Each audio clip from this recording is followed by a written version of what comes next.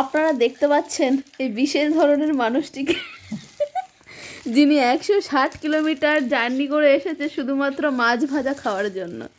তার মধ্যে আবার 1 ঘন্টা লাইনে দাঁড়িয়েছিল। দেখুন, আমাদের এখানে সব কিছুই ফেমাস।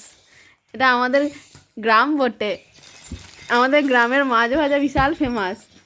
মাছ ভাজা খাওয়ার জন্য এসেছে। এটা দেখুন,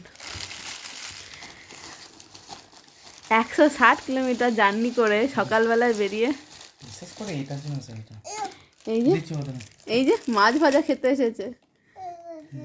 টিপে দিলে তো এই যে আমার পুত্র, সে দেখাচ্ছে কোনটা দিয়ে খেতে হয়, কারণ হচ্ছে মাছ ভাজা খাওয়ার ব্যাপারে এক্সপার্ট, কিন্তু বুঝতে পারছে না লঙ্কা লিক করে গেলে কি হবে।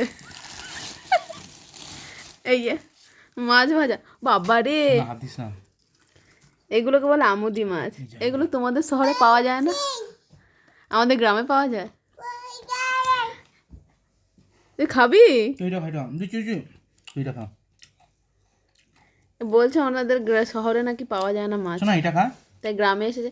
এগুলো ডাইরেক্ট হচ্ছে আমাদের এখানে একটা পুকুর আছে, আমাদের নিজস্ব পুকুর, সেখান থেকে মাছগুলোকে ধরে ভাজা হয়, ঠিক আছে? তা আমার ছেলে বলছে আমাকে খেতে দেবে না, তুমি টুথপেস্ট লাগিয়ে খাও, চাটনি খেতে হবে না। সেই পুকুর থেকে ধরে নিয়ে আসা বিশেষ মাছ ছিপ দিয়ে ধরা হয়েছে, জাল পেতেও ধরা হয়। এই দেখুন, মাছ ভাজা খেয়ে একটা অন্যরকমের অনুভব করছে, তাই মাছ ভাজা খেতে এসেছে। এইসবগুলো কোথায় পাবেন, কোথায় পাবেন? এই যে আমার ছেলেও মাছ ভাজা খাচ্ছে, কাটা দেখে দিও, নাহলে এখন আবার ও মাছ ভাজা হয়ে যাবে।